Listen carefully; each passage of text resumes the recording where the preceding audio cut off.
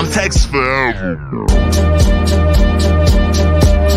All these structures make me anxious. Look, I'm just tryna f you, not them hoes you came with. Pull up on 6 low, loud and banging. Yeah, Texas forever, still twisting my fingers. Texas forever, you speaking my language. Look, all in the day, but the Wednesday. Out in the field trying to score me a deal. Put my name by that X like I'm Kimbe. I do it off of my team, just a young covered in green like I'm Dende. We ain't compadres comprende. Clutch city, crush city, whatever you call it. I stay with my friends, stay hands in, never hand out. Look, I had to go get it, my everybody say I'm the man now. Wrist moving in and out the kitchen, my might pull up on 6 in the whip, whipping it.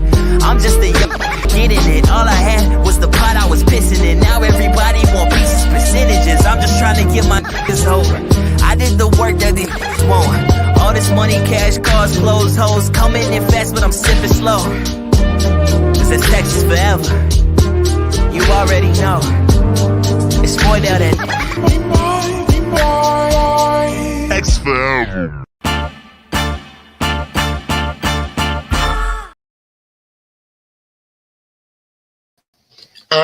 Welcome into the H-Town Huddle, everybody. We are in week 4, believe it or not. It's just been flying by like that, just like that. But appreciate everybody for showing up and showing out once again. Week 4, 4th edition here of the H-Town Huddle. So we are doing it live. Appreciate everybody for showing up once again. Wednesday nights, 8:30 p.m. Central, talking Texans and all the fantasy implications to go along with it, plus answering some questions from the chat. So make sure you guys are checking out the sponsor, neonpeacockmerch.com, where you can get cool stuff like the Nico Frico t-shirt that I'm wearing right here, plus tons of other stuff.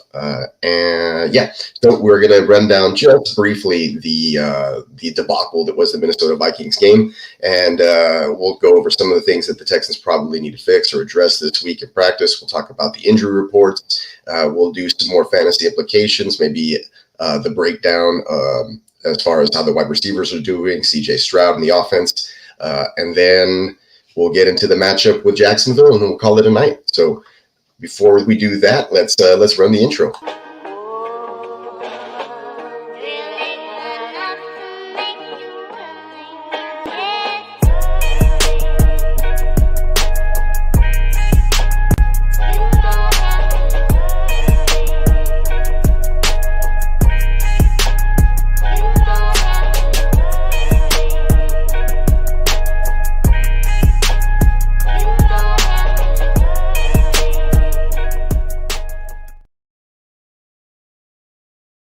And there it is, H-Town Huddle intro for you guys. Week 4 coming in live. Like I said, appreciate everybody for showing up once again. We are talking Houston Texans recap and matchup for this upcoming week, recapping week 3 in Minnesota, and then quickly moving on over to the matchup with the Jacksonville Jaguars. Unfortunately, my prediction from last week did not come true. It was not a close game. It was a complete blowout.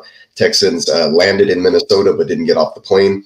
First, Vikings deferred first drive for the Texans, ended in a turnover, deflected pass off the line of scrimmage by, I believe, Phillips, and then intercepted by a linebacker intended for Tank Dell. First read.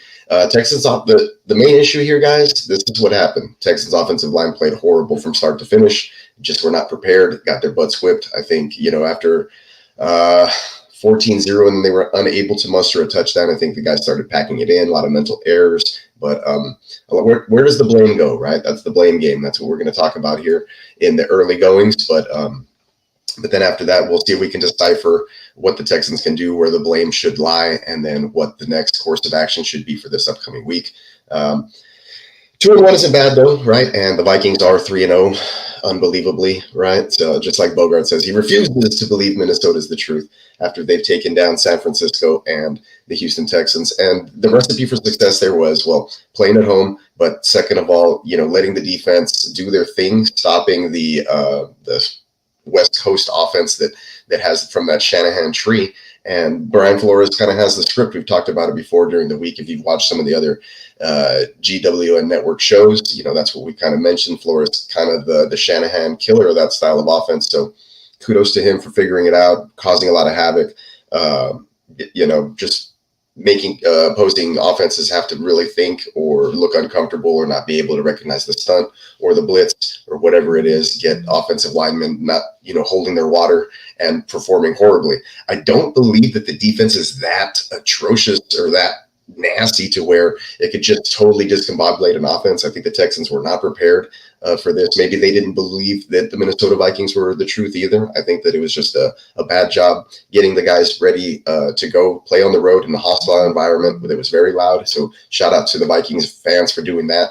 Shout out to Dennis, who thinks that we have some sort of conspiracy going on where we're not trying to give the Vikings any love. It's just very hard to believe that they're able to do this with the Sam Darnold-led offense, and he's looked so great. I think that the defense and the coaching staff has done everything, and everything has gone right in those scenarios for the Vikings, that it's just falling in line really nicely. The point differential for them is one of the greatest in the league just because of the defense, and they've been blowing people out in this way or that, but it's not like the way that the Buffalo Bills have been blowing people out, where they're just doing it completely with their offense and then still shutting people out. It's kind of the other way around, where the defense is setting up the offense for the Vikings, I think, and we saw that this past Sunday. Like I said, setting them up, they had like 25 yards to go to score their first touchdown. It still took them 7 plays to get there versus the Texans defense, who was put in a hole early on.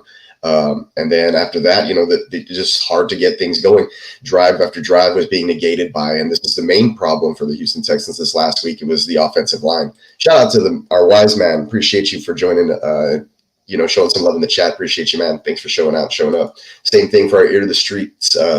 Lee, man, thank you for sharing the links and getting folks to come in and hit the like and subscribe button for the H-Town Huddle, and of course all the other shows that we do here. So don't forget, tomorrow we will have the Thursday night live watch party for Thursday Night Football. Those links are already up. You guys can go hit the notify me button on our YouTube channel, so you can any of the channels, whether it's Spencer the Guru, JD Guccini with Heart to Start, GMM Network, or the Neon Peacock channel, and the Gen Wealth Net. So wherever you guys want to, watch that stuff and contribute, go ahead and hit the notify and subscribe and like button. That way you can get notified when we do go live with all of our good stuff, and a huge panel of guys that know all about fantasy and have a wealth of knowledge that are just there to help you guys out. So, yeah, thank you. Of course, my pleasure. Thank you. Of course, your pleasure. Appreciate all the work that you do. And yeah, that's exactly what I was about to get into with the offensive linemen. They need to relax. A lot of it was Laramie Tunsil and Titus Howard on our offensive tackles. And then a bunch of like no name guys, like dudes that that are on my IDP, not necessarily no name, but you're not going to be starting interior linemen, just having killer games. Jonathan Bernard with a huge revenge game. He had 3 sacks, blew up Kate Stover. So some of the blame does also fall on Bobby Slowick with some of the play calls and the situations that he's putting in. Guys like, what you have Kate Stover, a rookie, blocking Jonathan Bernard, who's a Pro Bowler for you guys last year, probably felt disrespected. So, it's just tough. Yeah, Laramie Tunsil couldn't decide between Larry and Jeremy, so they gave him a Laramie. And he's always had false starts, and he's still one of the highest rated guys in the game. And there he is. He's one of the offensive tackles with the lowest pressure rates allowed heading into week 4, and he still leads the league despite all of his false starts. So I know people want to get on him for the continual penalties, and I did it on Sunday when we were doing the watch party. And I've done it recently just talking about it. But yeah, that's inexcusable still. He is a professional. He should be able to hold his water with the false starts. With the illegal procedures, he knows where to line up. They've told them countless times, like, hey, this is a point of emphasis this season. We're going to call it. And he came out and played victim. Like if he didn't know, hey, man, once the official flags you for it the first time, correct it. Bro, you're a professional athlete that gets paid millions of dollars to not make the same mistake over and over again. So the fact that you said that, hey, these weren't getting called the first 2 weeks, you're just drawing attention to yourself now, saying that, yeah, you've been cheating, or not necessarily cheating, but lining up incorrectly for these first 2 weeks. And that's it. So it should be okay for you to do it in week 3 versus the Vikings. No, clean that shit up. As soon as they call it, correct that issue and don't be having that happen again. And Titus Howard did the same thing post game pressers. These guys just threw out excuses saying like, Laramie said that he's like, they called my number, so I'll take the blame, but it needs to be like more communication or something like that. Hey, bro, the fucking cadence, right? So what other communication do you need? When they break the huddle, they'll say on 1, on 2, on color, on sound, whatever, break. When they say that, that's the fucking communication. So don't be making excuses. You're a grown-ass man. don't be making excuses. Get your shit together. You're the highest paid offensive lineman in the room, in the league almost. So just get it together and set a good example. All right. And do the same thing for Titus on the other side, who's following in your lead and getting called for illegal procedure penalties also, because he's thinking it's okay to get away with it because they got away with it in week 1 and 2. All right. And then Laramie comes out saying that the league's trying to make an example out of him. Bro, nobody's like going through their, whatever, like, oh, Laramie Tunsil's like, we need to make us an example out of this guy because he's whatever. Like, they don't have it out for you, bro. Just do your job, do it correctly. The league said in the preseason, offseason, when they said that there was going to be a point of emphasis, they're going to throw the flag on this. So fix it. That's all I have to say about Laramie Tunsil, piece of shit. But despite all that, still allowing very low pressures. What I can't say for Titus Howard on the other side. Titus Howard, his Twitter handle has been recently deleted. I follow him on Twitter. He talks a whole bunch of stuff. He's always playing video games and trying to get free tickets. And I think he tweeted out saying, like, I didn't get beat. Show me where I got beat. And then a bunch of fans put film in there where he was getting his ass beat, basically, and CJ Stroud was running for his life within like a second of the ball being snapped. So his Twitter is gone, and it's probably for the better. Maybe you can focus on football and blocking the guy in front of you. All right. That being said, let's try to take away some positives.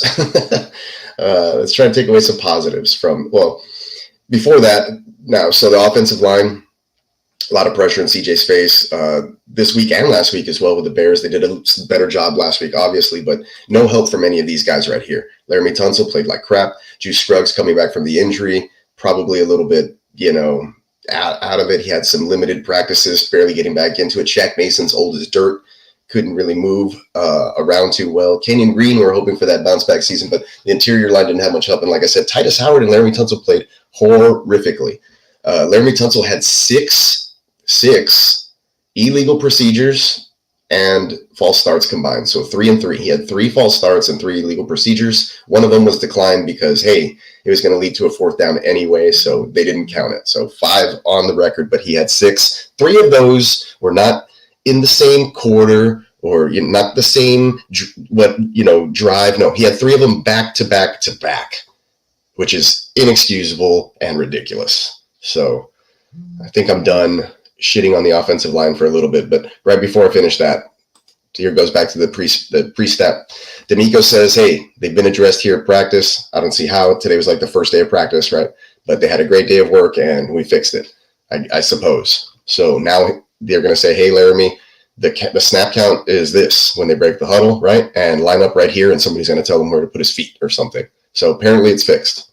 Thank you, Cody Stutes, for tweeting that out on Twitter.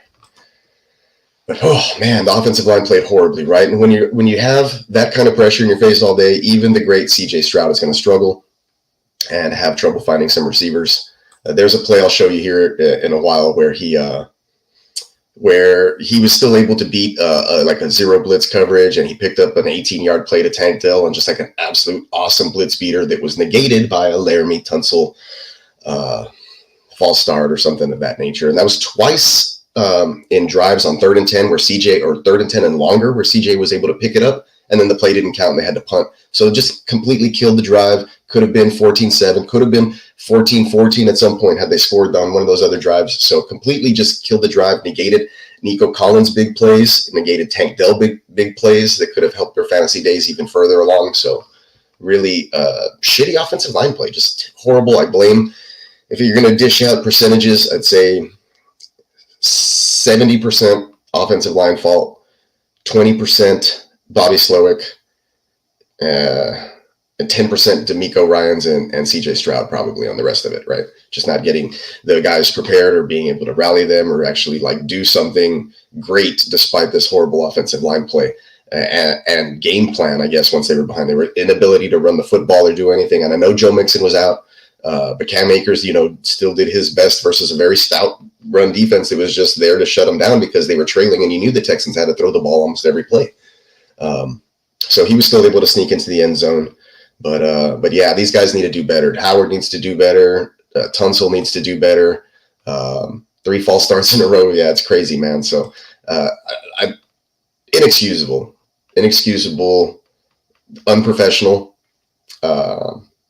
And then the fact that he didn't like own it in the post game press conferences and stuff like that, saying like everybody needs to be held accountable and blah blah blah. And I got away with it in week 1 and 2. Bullshit. Like, just fix it, guys. Get it together.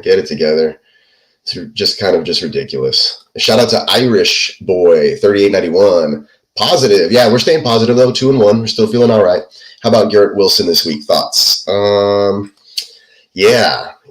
Also, what are we doing with Mixon and Akers? So Mixon, I'll get to the injury report here in a second, but just my thoughts on Garrett Wilson right now. Garrett Wilson is probably, you were taking that chance on him that, Aaron Rodgers would be the difference that catapults him from that wide receiver 30-ish range into that top echelon wide receiver that we were all drafting him at because of that hope, right? Now that he has a signal caller who can get him the football. We did see Aaron Rodgers deliver the football and dish it out very well this last primetime game. It just wasn't necessarily to Garrett Wilson all the time. And that's what you're going to get when you have an alpha who's the one on a team. He's going to get the lockdown corner. He's going to get shadowed. And that's what you see a lot of the league doing nowadays. They're putting their best guy on the best wide receiver. And a lot of times too, they're beefing up that secondary and getting a good, number 2 guy or covered second coverage guy to really strengthen up and shut down passing offenses. So I think you've seen that this fantasy season with the lower scoring, less passing touchdowns, a lot of these running backs really taken off, a little bit more of a reverting back to like a 3-down back skill set you've seen in a lot of these teams as well. So,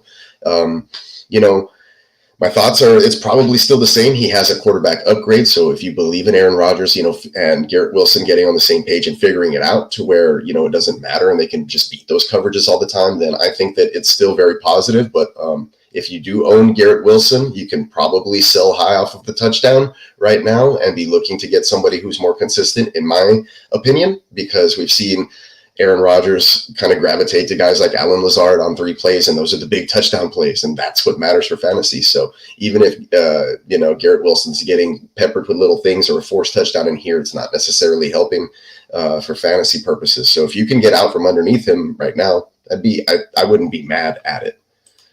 Was offered Tyreek. What do you think? I think that's kind of lateral because of the quarterback issue over there in Miami. But if you have a belief that Snoop Huntley or anybody who's with a pulse is better than Skylar Thompson, then you're going to have better days for Tyreek ahead. Now, he is, in my opinion, one of those elite upper echelon alpha receivers who can really break a game open. But the quarterback play and being able to get him the football, that's going to be, the thing. So it's tough. It just depends. Like, do you feel more comfortable keeping one of these guys in your lineup over the other?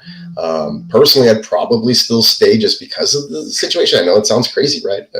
But Garrett Wilson is healthy. Aaron Rodgers is healthy. You're hoping they can figure it out. Tyreek, even though he's a burner and a superstar, we just got to see what's happening with that quarterback situation and hope that either Tua gets back or we get a Tua type level of play from whoever they have back there. Throwing the football to these guys. I'm totally trying to get out and away from guys like Jalen Waddle, who's now dropped down to like wide receiver 4 territory, it's going to be for at least probably another month. So if you can live with Tyreek for about a month, then I would probably stay. But if you really need the help and you think that, Garrett Wilson is a better play, then that's what I would do. But yeah, I'd probably be okay with just staying with Garrett Wilson at this point, to be honest. I don't want to take on a headache of, shoot, now I don't even really want to have to start Tyreek Hill because Snoop Huntley and their Miami's so horrible or whatever it is. So it's really tough with the Tua injury. I think that whoever is back there will be better than Skylar Thompson. There's probably going to be some better days ahead, but maybe just wait a week and see how that looks still before you make any moves. I'd probably just hold on to Garrett Wilson. Saw Garrett Wilson being traded in a few places this week, yeah. Garrett Wilson's playing Patrick Surtain this week. So, yeah, it's going to be we're not that smart to sit Garrett Wilson, are we? Yeah, I'd probably sit him. Or you could trade him and get Tyreek in there and hope that Tyreek does the thing. So it just depends. My motto is always win this week. So I'm always playing for the next week, even if it means, dropping a bench player that could be a potential stash to get new hottest guy off the waiver wire that I could possibly insert into my lineup in case something happens Thursday or Friday with some other injuries. So it does happen that way. I hate that I have Tyreek Hill everywhere. Man, me too, man. Me too. I traded him away in a dynasty last year along with Tua, and I brought Josh Allen back and some picks, so it worked out. I brought back Garrett Wilson, not to Garrett Wilson. I brought back Terry McLaurin and Christian Kirk with that trade. So it's I think I made out pretty well. And then I had some questions at the beginning of the season, and then McLaurin and Kirk kind of bounced back last week. So now it's just so weird. Last question here. Full thoughts on Jennings this week. Have him in the lineup over Waddle? Yeah, I would definitely do that if you have Waddle. Waddle, like I said, he's probably like a wide receiver 4 to me. So with Kittle on the mend, possibly coming back, Debo's probably still going to be out. I think he's out this week. So Jawan Jennings is going to be there. He had a great game last week. Brock Purdy loves him. And then with Ayuk still trying to find his way through like the $30 million offers to like playing good football, I think Jawan Jennings is a great play, especially over Jalen Waddle, like I just mentioned, because of what we talked about with the quarterback situation in Miami, which is putrid. So, yeah. And then Bogart agrees there. He's like, yes, win now, somehow, some way, all day, every day. Yeah, I'd rather have, what is it? I forget, something about 2 in the hand and 1 in the bush or something like that. Hey-oh, pause. So I'd rather have the wins now than the speculative, stuff down the line. What if your team sucks down the line? And it's not going to matter, right? So always try to win now. Steamboat, hey, appreciate you, Steamboat. Did Stroud set the bar too high? No, I think it's not necessarily like a sophomore slump or anything. We've had 2 great defenses that they face back-to-back weeks in a row, and it takes a while for these offenses to kind of figure it out and get things going. He's not a mobile quarterback who kind of gets to create a lot outside of the pocket like a Josh Allen does, who's a number 1 quarterback in fantasy, or a Jaden Daniels, who's a number 2 quarterback in fantasy. He's a pocket passer, and so you're going to have these ebbs and flows and these spurts, right? And CJ Stroud has said it himself. You go back to last year when he was in the MVP conversation, he's like, one week they're going to love me and the next week they're not. So it's, there's a lot of parity in the NFL from week to week. And you just got to be ready. Like they say, any given Sunday, anybody can just show up and have a really good game or just be on. And once they're on, there's no beating them. And I've seen it. We felt it. Like I've played flag football for 20 plus years. And I know my squad and my guys, and we've always had that mentality in the back of our head. Like, hey, if we show up today and we're just feeling it, like nobody's going to beat us. We can go 3-4 games deep and we're just going to win them all. And then we've had times where like we're playing well and the other team's playing well too. And it's just back and forth. And then we've had times where we show up and we just completely lay an egg and there's nothing that we can do and nothing ever goes right. And I think that's pretty much what happened for Stroud and company last week versus a good defense. So sometimes they just got your number. Texans have never, ever in the history of the organization beaten Minnesota. So there's just a lot of history of things like they kind of go that way.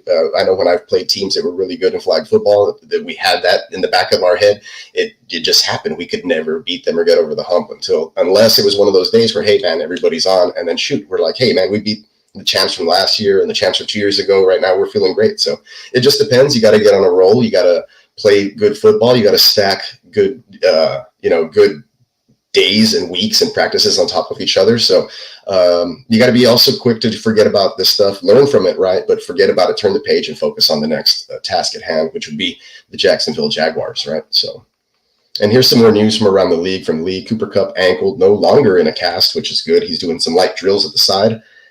He was doing light drills on the side today at practice. Awesome.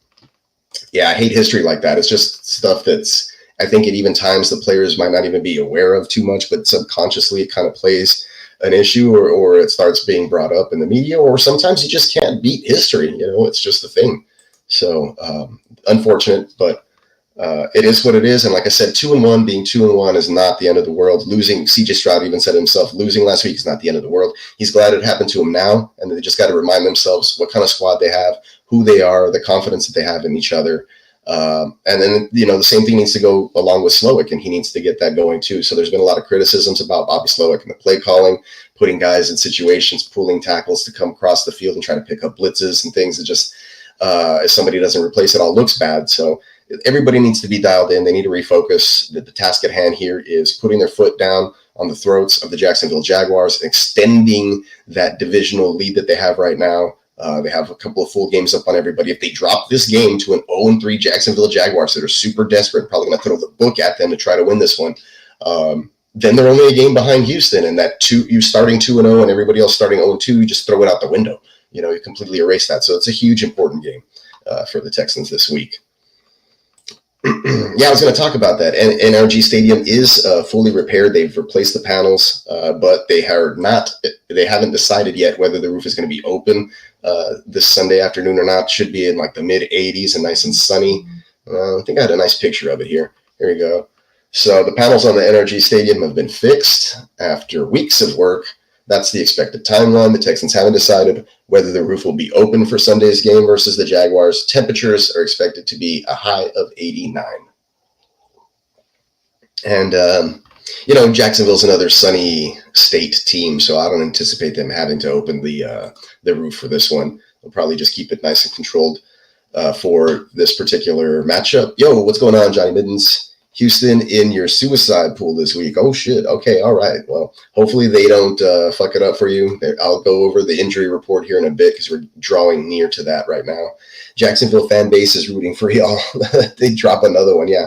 They're going to start considering firing their coaching staff one by one. Yeah, that's true. I think if the Texans do win this game this week, we will see a Doug Peterson firing probably before week 5 happens. And typically when that happens, I'm just glad that Jacksonville hasn't done it as early as week 3, because typically right after that happens, team goes out, plays for the new coach or whatever, and ends up getting the dub or playing really hard and getting close to getting the dub. So hopefully the Texans will end the Doug Peterson era this coming Sunday. We talked about that. The Texans can rebound and shut down T-Law this week. He's still a really good quarterback. He's a big physical guy, likes to run. Texans have had trouble with mobile quarterbacks in the past, but this is a get-right type of game, bounce-back type game. So hopefully they're preparing and they're locked in this week and ready to rock and roll with the task, that's coming up with the Jacksonville Jaguars. Here's the schedule. So we are in week 4. It's going to be Jacksonville at home, wearing the Navy uniforms with the red trim. Hopefully they don't look past any opponents and they're just focused and dialed in.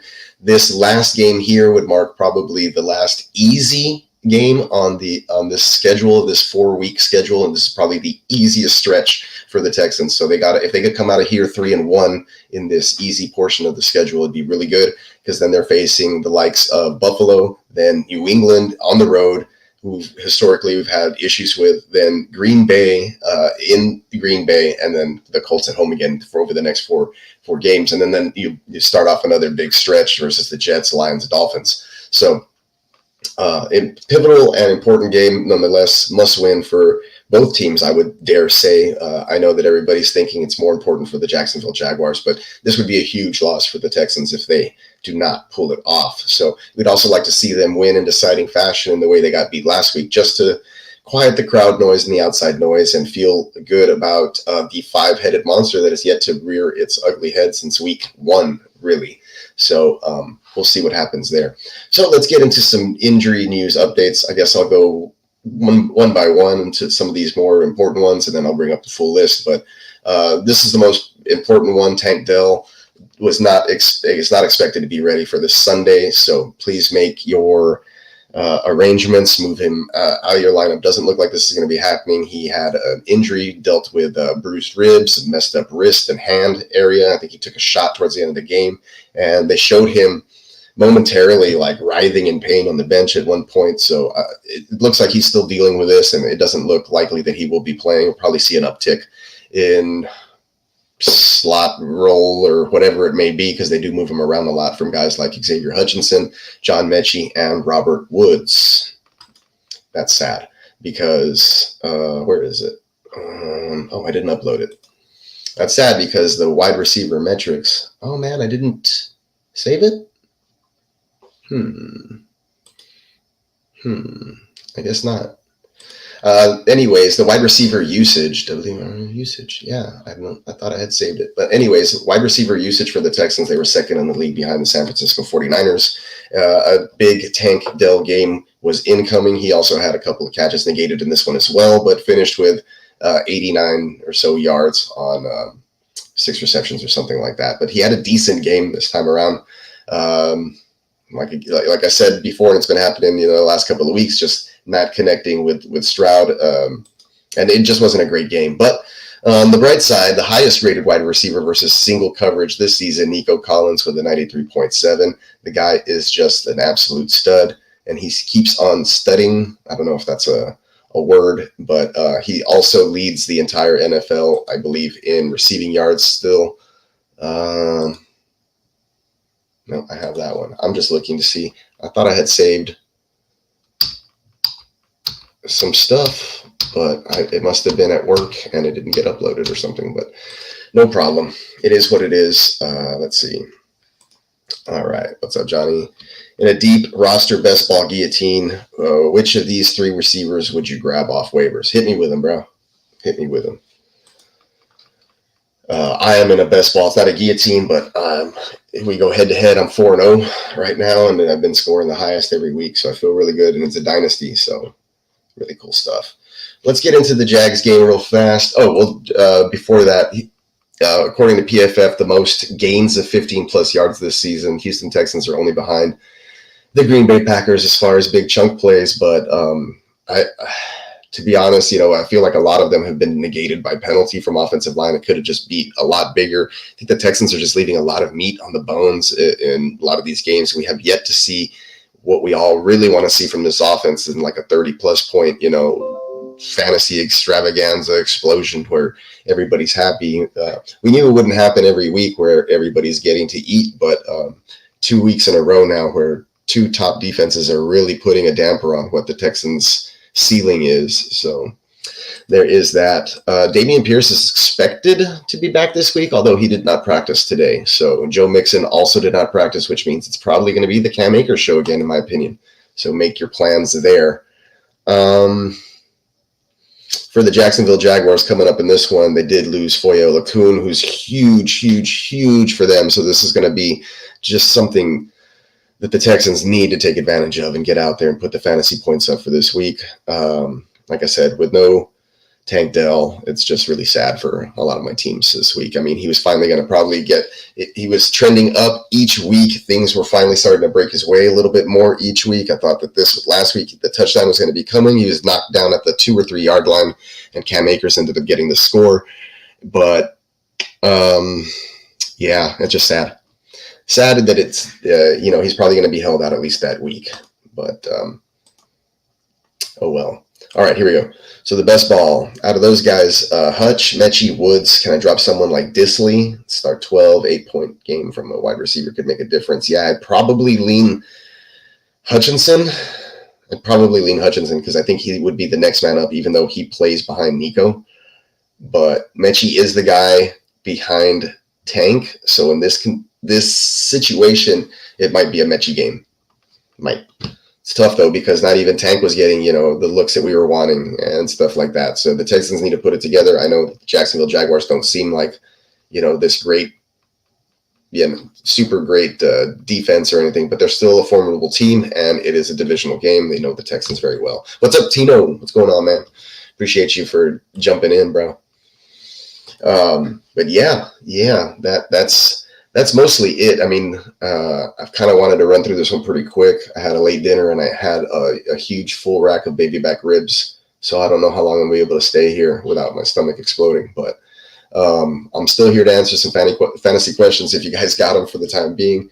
I did preview or recap the other stuff, and I did preview Jacksonville. I'm not going into great detail about this one because the teams know each other. They faced each other plenty of times. Jacksonville got molly-whopped by Buffalo this last Monday night, so they're going to have one less day to prepare, even though the Texans got their asses whooped as well in a likely fashion. So both of these teams coming off of bad losses, looking to bounce back, especially the Jaguars, who 0-3, Trevor Lawrence, Trevor Stank Stadium, whatever they named it, over there, not going well. So I don't know what's up with the Jacksonville Jaguars, but I said it since the beginning or the middle of last year. I thought they were probably the beginning of last year. I thought they were fugazi. They were banking on ETN rushing scores, multiple TDs each week in order to push that offense and play with a lead and then let Trevor kind of cook here and there.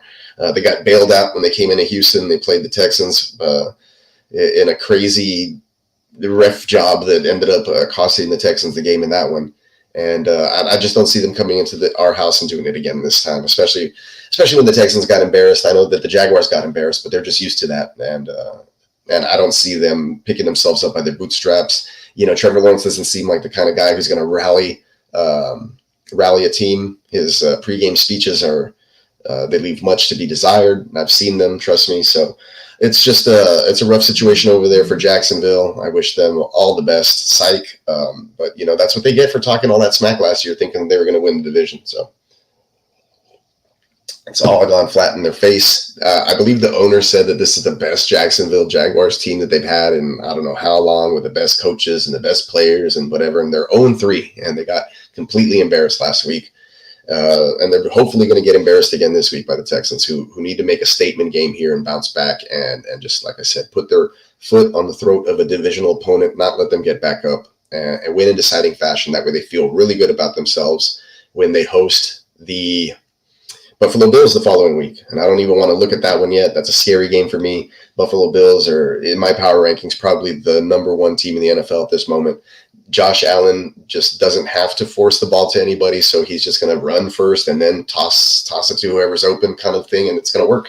Backyard football. So if it works, right? If it ain't broke, don't fix it. So like I said, I'm probably dreading that game unless the Texans come out here and just completely knock the pants off of the Jacksonville Jaguars, which is what they did early week 5 last year in Jacksonville. But of course, Tank Dell was there and he had like 137 receiving yards and a touchdown. And he probably won't be here to play this coming Sunday. So, like I said, maybe John Mechie can step up and help out. I know Xavier Hutchinson had some really good preseason games, so we just kind of need to see that from these other guys. Got to get that mentality. Everybody needs to come in, go to work, do their job, do it right. I saw some video of practice today. They had the music really loud. Everybody looked dialed in. Nobody was like talking much or joking around. They were just hitting the drills pretty hard. So, like I said, hopefully they refocus. They address all the issues and they come out and play some good, clean football, because the Texans last week played against the Vikings and the Texans, and it's hard to win when you're playing against yourself like that. Jaguars coach Doug Peterson said he doesn't think Foyle Akun is a candidate for injured reserve. What?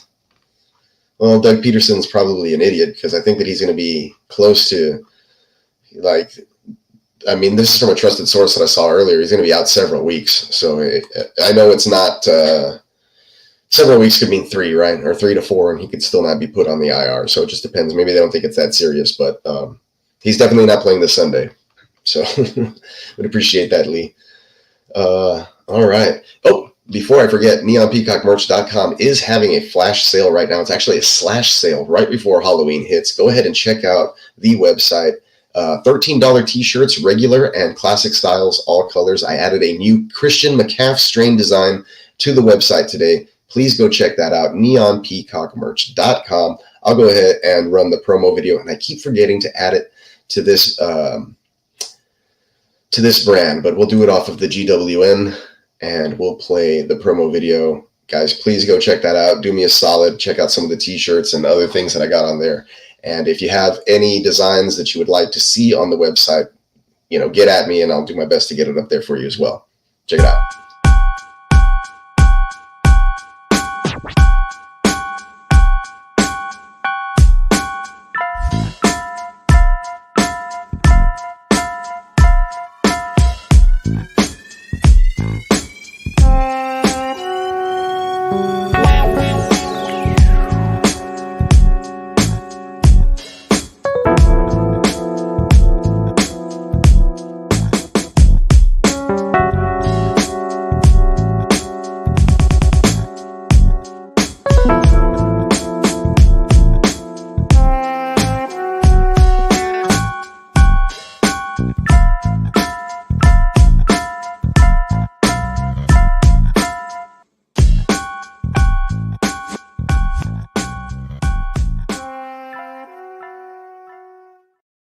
There it is, folks, neonpeacockmerch.com. Make sure you're heading over there to the website, checking out all the cool stuff that we got over there. Like I said, I added a brand new shirt today, and we're gonna be getting some other stuff on there really soon. So, like I said, head on over there, check it out. Do have a special going on until day after tomorrow.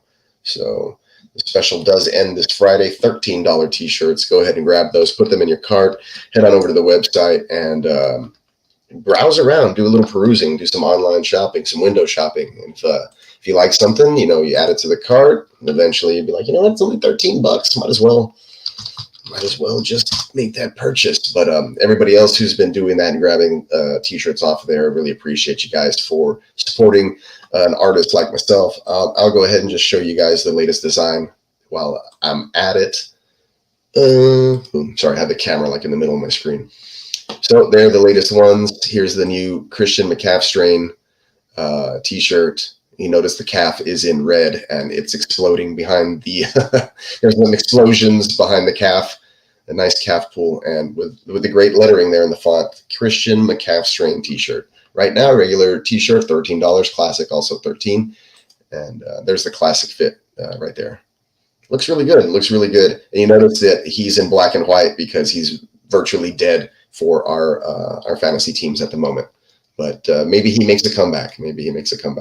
Also, recently added to the site, we do have this Can We Just Smoke a Blunt? Jameson Williams t-shirt, special request by our guy, Derek. So appreciate that request. He already ordered that. And I believe Lee also got one of these recently. Really good shirt. This one's for our guy, Dennis, out in Minnesota, the Vikings fan. He wanted this check out my six-pack t-shirt. So like I said, you guys have any requests, you want something cool, throw it in the chat. I'll usually, I'll work it and make it into existence. This is a Bogart special. He's like, oh, can we? And you guys were probably watching the show when he said this is what he wanted. And he put it out there, and I imagined this is what I imagined it looked like in my mind. So, we can collaborate. I'm not all exclusive here. I can do some work with you guys. So make sure you also check out the jam sessions here that I got. A whole series of jam shirts with funny statistics for each of these individual athletes as well. So if you look at some of the details on some of these t-shirts, and there's the original Christian McCaffrey when we didn't know that he was injured and they decided to keep it from us. He was dynamic at the time. But some of these are pretty funny if you look at the attributes that these players have. They're team specific or player specific. So I'm going to try to get the whole NFL done, but I keep getting sidetracked with other projects as we go along. And then of course we have some Halloween stuff back up, the Halloween plant-based Bong RIP, and some other stuff that's come back onto the catalog here. So make sure you're getting your playmakers, your guru stuff, support Neon Peacock merch. A lot of Dallas Cowboy gear here as well, in case you guys haven't noticed, and other things as well. So really appreciate you guys for just signing up for the email list. That's more than enough. And that way, whenever there's a sale, you guys can go ahead and check that stuff out and help support the website. There it is. All right. Let's see if we got any more questions. Hopefully Mixon is back this week to get that run game back on track. Yeah, I don't think. I mean, they were saying that he's week to week. The ankle sprain looked horrible. If you guys saw, it was kind of like a hip drop type tackle where his foot went completely sideways. Damian Pierce didn't practice today, although he's trending, or he's supposed to be back at practice this week. So I do think it's going to be another week of the Cam Akers show. Cam Akers, the offensive line didn't help him out at all, but he did have a couple of good runs, and he caught a touchdown pass, and he spammed the B button twice. Hit the old hop spins, as I used to call it, when DeAndre did I think he did like 3 or 4 spin moves versus the Cowboys to seal that game. But anyways, Cam Akers hit the hop spins and did 2 awesome spin moves to evade some tacklers. But that was all him, no help from the offensive line. So I do think that he'll have a better day this coming Sunday if he is the starter there, and it's the same group of guys that we saw with Agubanwale and Cam Akers and British Brooks, who we didn't really see a lot of, the undrafted rookie who basically placed fullback. And they probably should have had him in there playing fullback instead of guys like Stover and Dalton Schultz. Irish boy with another one. He was offered you were offered Tyreek. Yeah, so that's what I was. Oh, this was earlier. My bad. Here we go. I was way up back there in the chat getting all Trevor Lawrence secretly bald. Yeah, probably. You gotta skull it. Is that what they call it? A skullet? Okay. And the hair is all attached to the hat. Cool. It's movement time. Oh, you guys are talking about your league over here? Okay. Smoked by Bucky. Bucky Irving is a thing. Got to have the new CMC joint. Poor guy, his calf is strained. Yeah, it is, man. Bucky didn't practice today. Yeah, I saw him pop up on the injury report. This is obviously Tampa Bay related, right? But yeah, I heard something. Somebody picked him up on the waiver in my home league. I offered Quentin Johnson for him right away because I just fell asleep. I snoozed. I normally pick up free agent backup running backs just to have.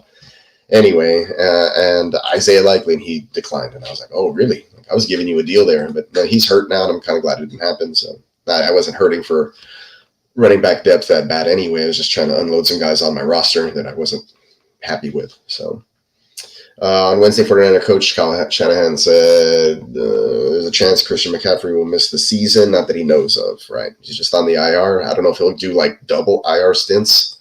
I think we have 2 more weeks at least before we get any kind of news that way. Saying wrong guy, touchdown Bucky, guy you tried to trade for. Yeah, I don't know what you guys are talking about, but I'm glad to relay the message. So, yeah, the guys that we did see a little bit of, it was kind of late in the game, but it happened that each one of these guys did end up getting in there and making some noise, although Danielle Hunter got a roughing the passer penalty that ended up hurting Sam Darnold's knee, and that's why he's been questionable this week.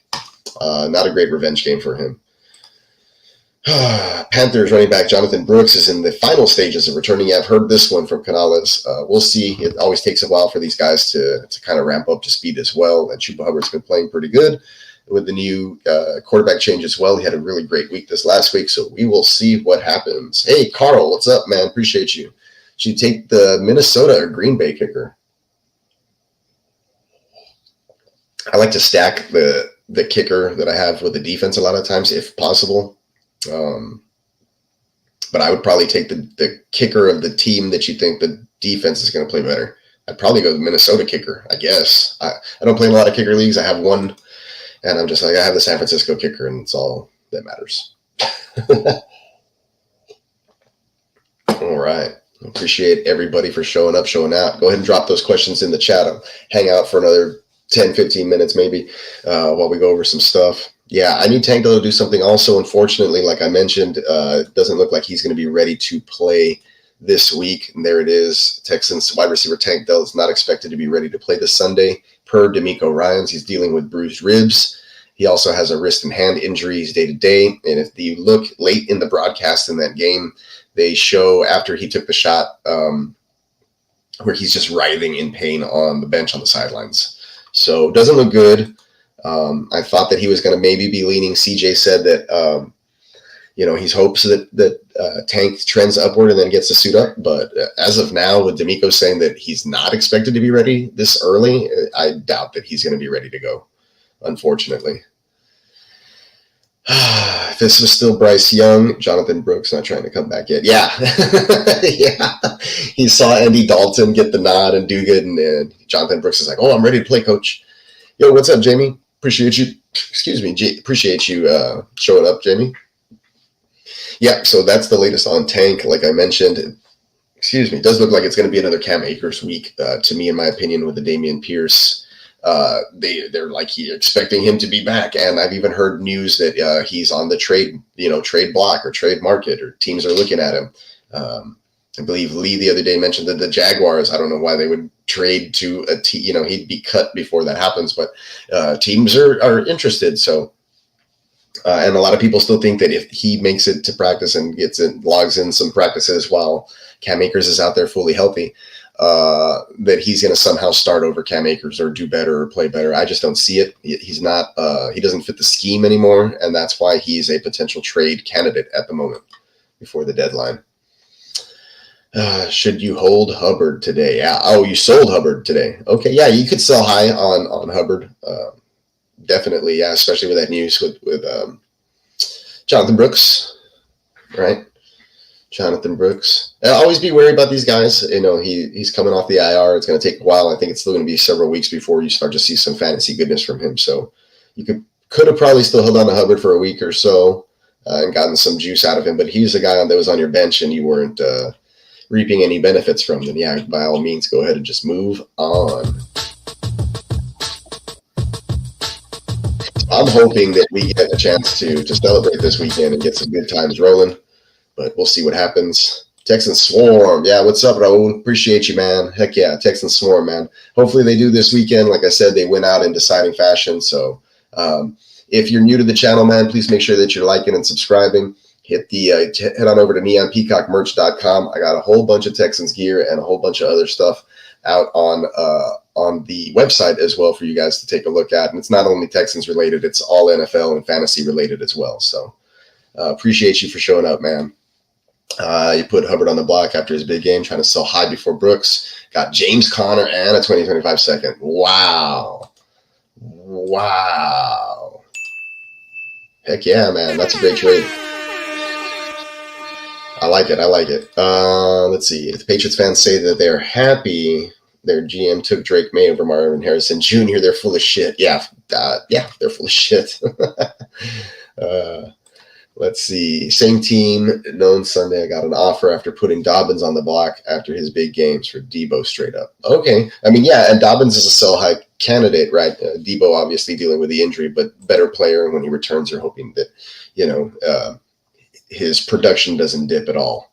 So I'm not mad at it there, Jamie. That's good moves. You guys are making moves, and that's what you should be doing around this time. A lot of trading scenarios. I tried to send some offers out today. Not a lot of takers, but I was able to get Joanna Man-Jennings off of the waiver wire with Kittle being injured on that team that I have there. Same thing with Brown and Dell. So now I'm really glad that I was able to pick him up off of waivers. And if Cam Akers ends up being the starter, then he'll probably be my last flex option in that league. So we're making moves out there, guys. We're staying afloat. It's a war. We're trying to get through to it. Whatever happened to Gina Davis? She used to be in movies, but now she's not in movies anymore. I know. Remember The Long Kiss Goodnight with Samuel L. Jackson? That was a good one. She's like an action star. Shit, Joe Milton might be better than Drake May. And, I mean, tough sledding right now. Tough sledding. I mean, it's hard to find a good quality quarterback, a good starting quality quarterback in the NFL these days. So, that's why you have perennial backups like Andy Dalton making a start for the Panthers, right? And guys like Joe Flacco will be coming out of the woodworks pretty soon when another quarterback goes down. I'm sure he'll be on the trade block if, the quarterback that he's backing up is still healthy come mid-November or whenever the deadline is. So, that's how it is. All right. Been going strong, close to an hour. Let's do another promo from the neonpeacockmerch.com website. And pay no mind to the background for Thursday Night Football that I just changed it to. And actually pay some mind tomorrow. Live watch party, Thursday Night Football, GWN Network. Make sure you guys are tuning in with us. We got the Giants, that's a big blue giant, and the Cowboys, and that's like a sassy looking cowboy right there. But before you do that tomorrow, make sure you head on over to neonpeacockmerch.com right now. Go grab you some $13 t-shirts.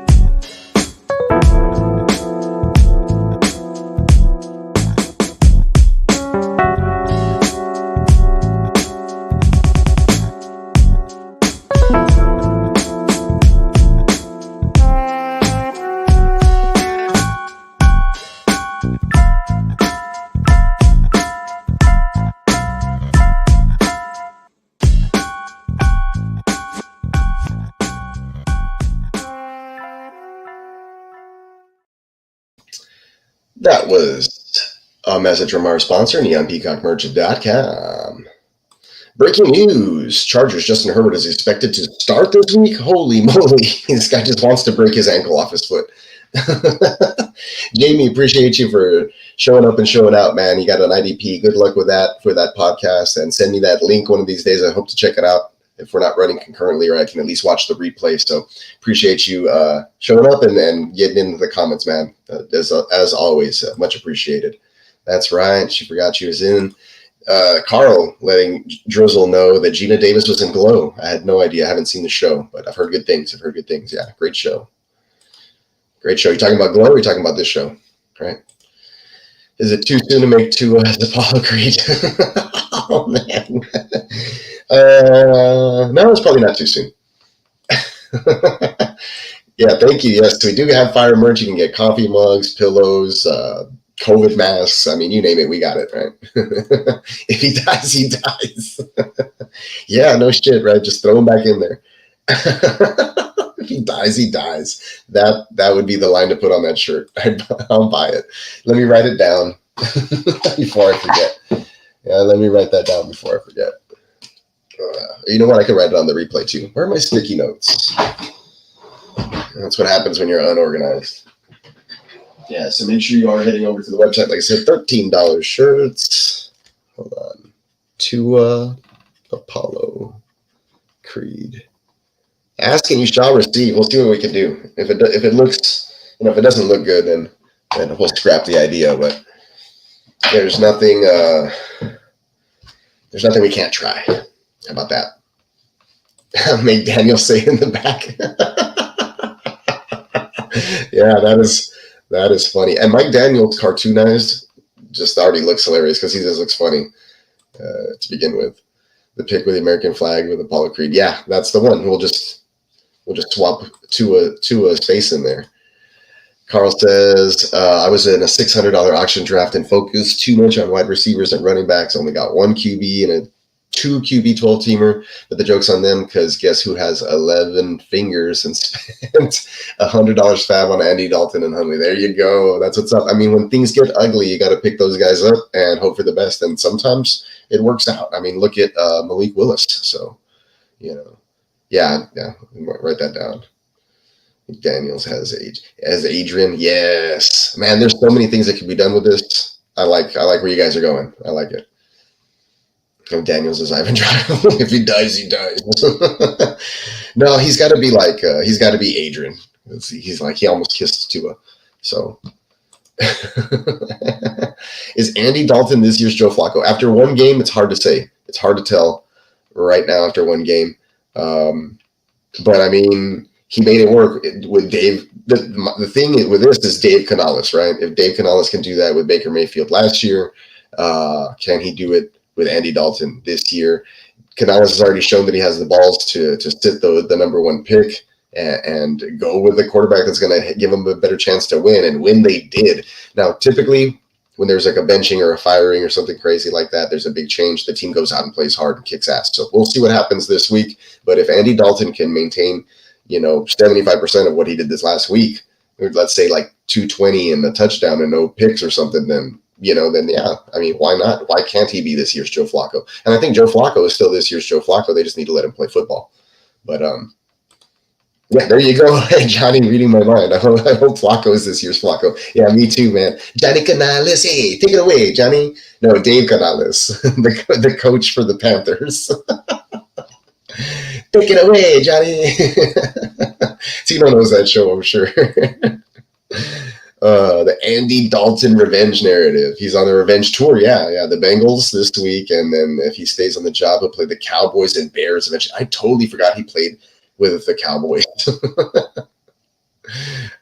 Is Dave Canales related to Andy? Andy Canales. Whoops, that's another Canales. Is Dave Canales related to Johnny Canales?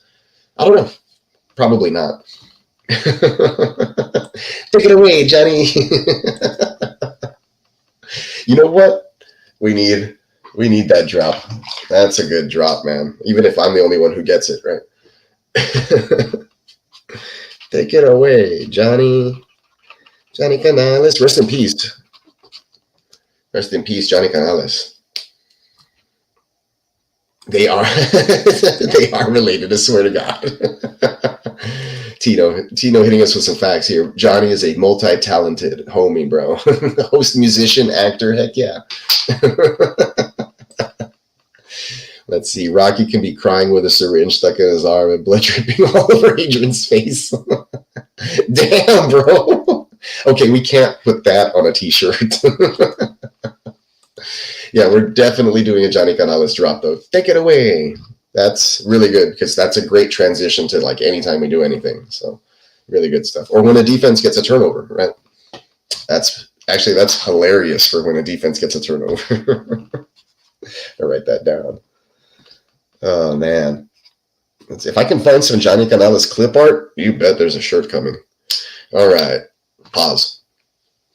All right, guys, we made it to the hour mark. Like I said, I didn't want to delve over the pain and hurt that was the loss in Minnesota last week. Not much to take away from it other than the offensive line played horrendous. The offense couldn't get much going because they were in trail mode, couldn't get the run game going. There were some silver linings. Like I said, Nico had about 80-some yards, could have had a 100-plus yard game with those catches that weren't negated.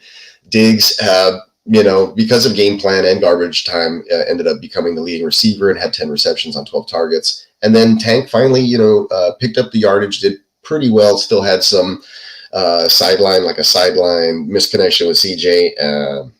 The first pass that was deflected and intercepted was intended for him, and he had some wide open space behind him as that linebacker was trying to come over and cover him because he was open. Defensive lineman just got his hands up, and that goes back to bad offensive line play.